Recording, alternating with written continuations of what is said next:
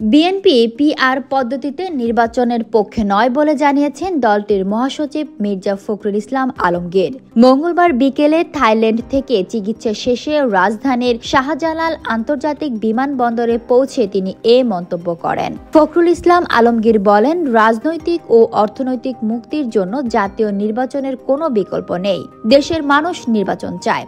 সংকট নিরসনের একমাত্র পথ দ্রুত নির্বাচন। যারা সংস্কার চাচ্ছেন না, সেটা তাদের দলের ব্যাপার। ডাকসু নির্বাচন নিয়ে তিনি বলেন, সকলের অংশগ্রহণে সুষ্ঠু ও সুন্দরভাবে সম্পূর্ণ হোক, এটাই প্রত্যাশা। এর আগে গত 13 আগস্ট চোখের অপারেশন পরবর্তী ফলোআপের জন্য সস্ত্রীক থাইল্যান্ডের রাজধানী ব্যাংকক যান বিএনপির মহাসচিব মির্জা ফখরুল ইসলাম আলমগীর। ওই দিন থাই এয়ারওয়েজের একটি বিমানে ঢাকা ছাড়েন এই দম্পতি। Fatema Tuz Zohra, People Voice Television, Dhaka.